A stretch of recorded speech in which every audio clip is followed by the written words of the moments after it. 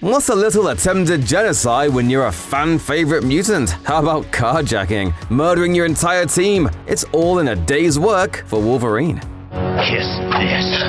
Mark Miller and Steve McNiven's Old Man Logan storyline is a dark and depressing tale filled with superheroes doing some very unheroic things, like the Hulk hooking up with his cousin She-Hulk and producing a brood of gamma-irradiated babies. But even amidst all of that misery, the X-Men's fate is particularly grisly. Wolverine kills all of them. Their slaughter sets off one of the darkest X-Men storylines, and it all starts when a band of supervillains storm the X-Mansion. With his teammates nowhere to be found, Wolverine takes a stand and fends them off, killing every single attacker while Xavier's students flee. Except that isn't the case at all. Mysterio, the master of illusion, just makes Logan think supervillains are attacking. In reality, he's butchering his friends and teammates. Distraught, Wolverine throws himself in front of a train. But that's not enough to take out the self-healing mutant. Consumed by guilt, Logan vows to never unsheath his claws ever again, and settles in the middle of nowhere to live out the rest of his days as a farmer. For 50 years, he's at peace until Hawkeye shows up and asks for a favor, but that's another story. There is no peace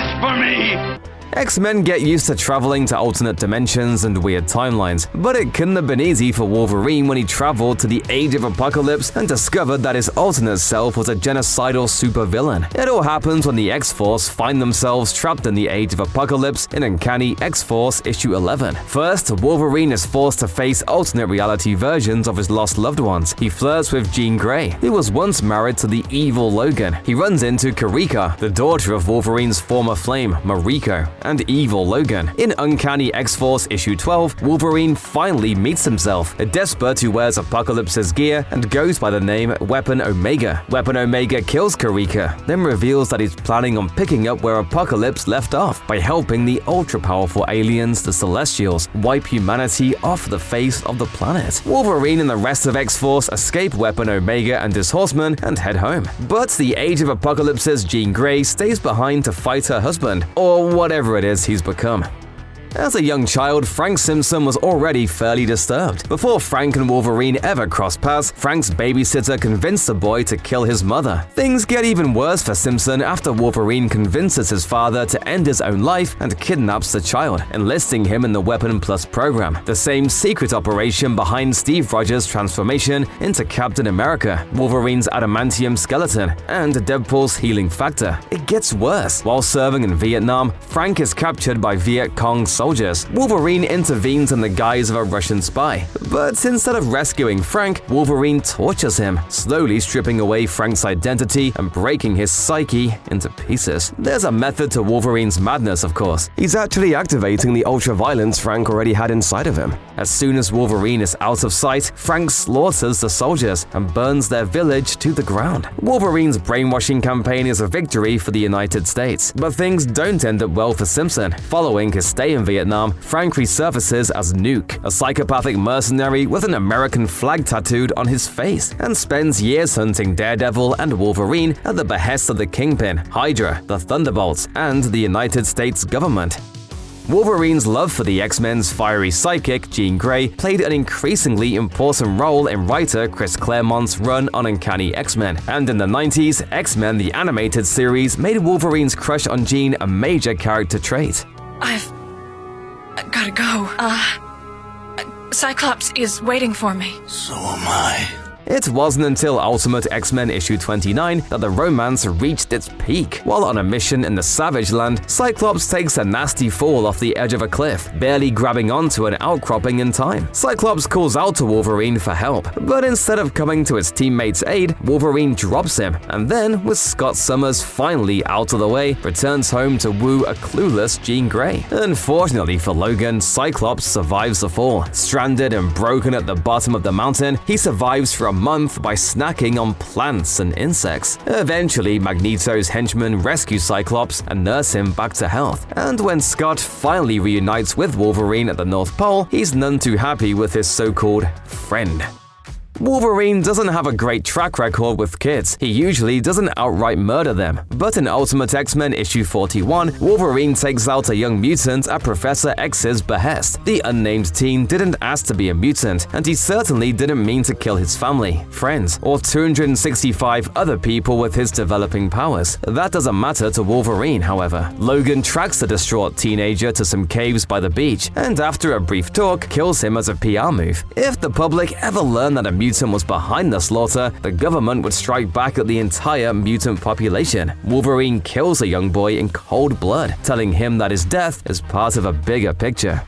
Hope and Scott Summers weren't the only victims in the Summers line to be a victim of Wolverine. He also stabs Jean Grey's alternate future daughter, Rachel. Flashing back to Uncanny X-Men issue 207, we find Jean Grey's daughter, Rachel, who comes to be known as Phoenix, trying to kill a villainous psychic vampire named Selene, who's killed a man close to her. A strange psychic link with Wolverine brings a clawed mutant into their quarrel. To his credit, Wolverine starts the conflict in an attempt to stop Phoenix from doing the deed, telling her that, speaking from experience, murdering the bad guy doesn't really fix your problems. The problem is that Phoenix insists that Wolverine will have to kill her to stop her. He nearly takes her up on the offer, stabbing Phoenix multiple times. She only manages to survive because of her own telekinetic power. Years later, writer Chris Claremont revealed that the real reason Logan attempted to kill Phoenix was that he feared that her own act of vengeance against Selene would trigger the release of the Dark Phoenix, the malevolent cosmic entity that once took over her mother, Jean Grey.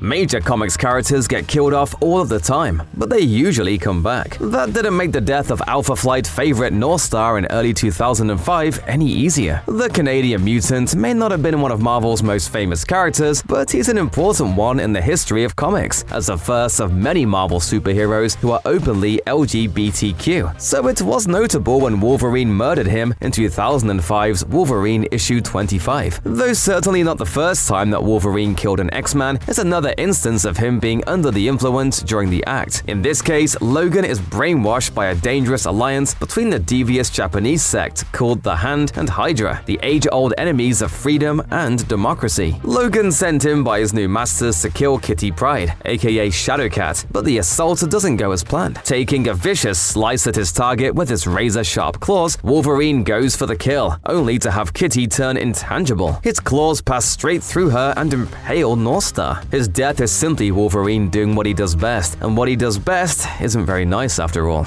Check, please.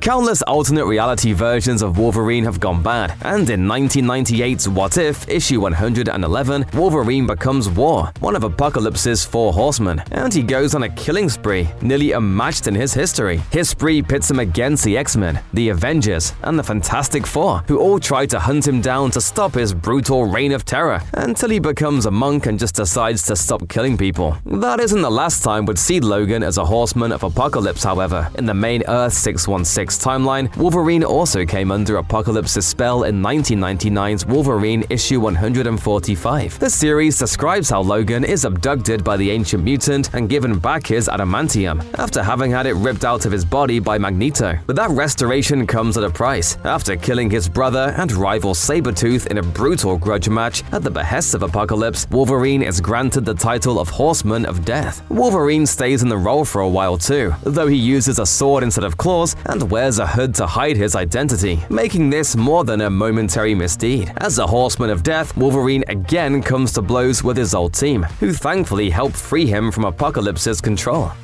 Becoming an accomplice with Apocalypse isn't the only instance when Wolverine served one of the X-Men's greatest adversaries. In the 2023 event series Sins of Sinister, the entire Marvel universe is turned into a dark, dystopian nightmare, and the titular Mr. Sinister has taken control of the X-Men as part of a plan to gain power over the island haven called Krakoa. With X-Men like Cyclops, Emma Frost, Exodus, and Hope Summers doing his bidding, Sinister takes over, temporarily turning Wolverine into one of his weapons. His victim is Cypher, a former member of the New Mutants who'd been serving on the Quiet Council of Krakoa. To prevent Cypher from thwarting Sinister's plan, Wolverine stabs him through the chest in one of the most shocking moments of the series.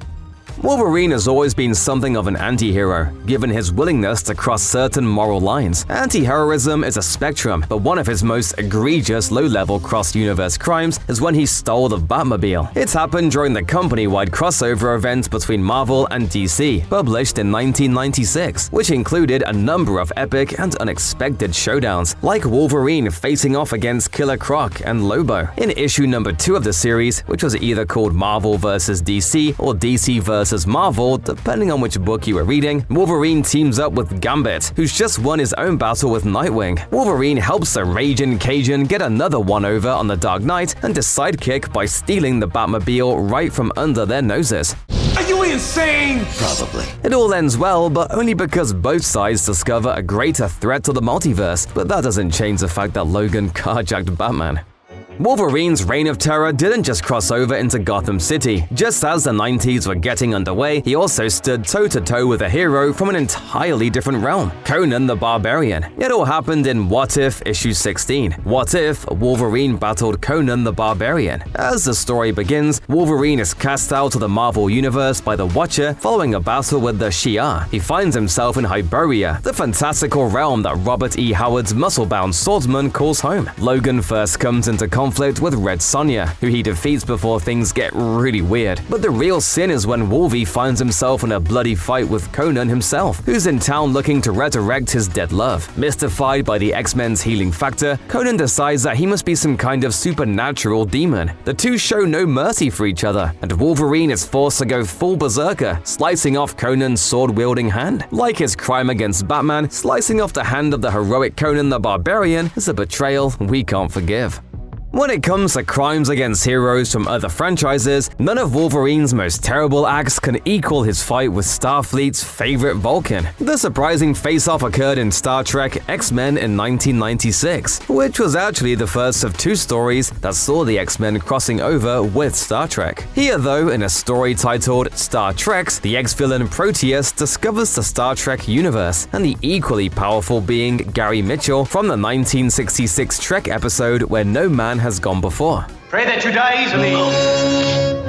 The two villains team up, and X-Men are pulled through a rift to meet Captain Kirk and the crew of the original Enterprise, and things go predictably wrong. Unlike his more steady teammates, Wolverine defies all logic and goes in claws first, taking a swipe at Mr. Spock in a move that would make any Trekkie gasp. Going after Mr. Spock, a man whose legacy includes fostering peace in the galaxy, may be Logan's most egregious act of impulsiveness. Thanks to Mr. Spock's cool, logical demeanor though, Logan gets out of the scrape with little more than a bruise to his neck from a Vulcan nerve pinch, though the wound to his pride may be worse. Even though Wolverine often thinks he's doing the right thing for the greater good, the consequences can be pretty far-reaching. One of the more explosive mistakes Wolverine made was when he killed Hank Pym and sent the entire timeline into chaos. During the Age of Ultron story, the sinister robot Ultron takes over the world, and the combined might of the X-Men, the Fantastic Four, Spider-Man, the Defenders, and the Avengers isn't enough to stop him. Wolverine, though, has the brilliant idea of using Dr. Doom's time platform to go back in time and stop the creation of Ultron altogether, which he plans to do so by killing his friend and Avengers founder Hank Pym, the original Ant-Man. With the help of Sue Storm, Wolverine finds Hank in the past, and after failing to stop him any other way, the two heroes slug it out, with Pym winding up dead. The problem is, Pym's death doesn't even resolve the situation. Returning back to the present, Wolverine finds the entire history of the Marvel Universe changed for the worse. Maybe, finally, Wolverine learns his lesson that killing his friends isn't the solution to his problems.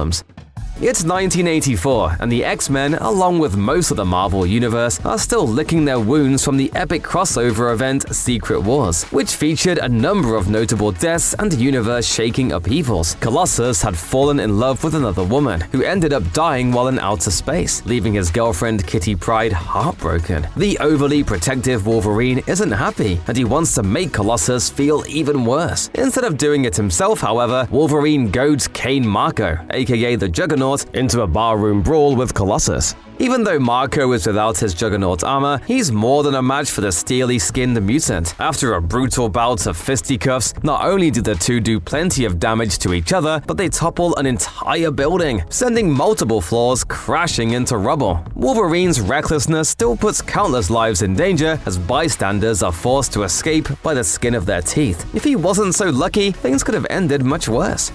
For more than 25 years, Wolverine's origin and true identity went untold, with much of his mystique coming from his mysterious past. Then 2001 saw the release of Origin, a mini-series that revealed Wolverine's early days for the first time, and they were rough. It provided one of the most terrible acts of violence that he ever committed, an act so heinous that it shaped the very man he was to become. Set in the late 1800s, Origin sees a young, sickly boy named James Howlett growing up on a plantation under the care of his father, John, and his animalistic half-brother known as Dog. Following a deadly confrontation between John and Thomas Logan, Dog's father, the future Wolverine, goes on the run with his girlfriend, Rose. But during a showdown with Dog, James accidentally kills Rose when she stumbles into his claws, fatally stabbing her. We've seen Wolverine turn on his friends and allies, even if he wasn't in his right mind more often than not. But in one instance, Wolverine did something arguably far worse than just killing an X-Man. He became so obsessed with a personal quest that he left Storm to die. The story, titled Old Soldiers, was presented in 1986's Uncanny X-Men issue 215. Wolverine and Storm are investigating the home of Jean Grey's sister, Sarah. At the time, Jean is believed dead, so when Wolverine catches a whiff of her scent at Sarah's house, he goes into a blind fury, obsessed with finding his former teammate and the object of his affection. Storm tries to stop him, and she gets clocked cold for her trouble. Though knocking out one of your closest allies isn't great, what really makes this one terrible is that Wolverine abandons her in search of Jean. This leaves Storm at the mercy of a trio of far-right vigilantes, and when she comes to, she finds herself chained up and held captive by Crimson Commando, Stonewall, and Super Saber, who decide to hunt her for sport. Though she manages to survive the ordeal, the entire affair is all Wolverine's fault.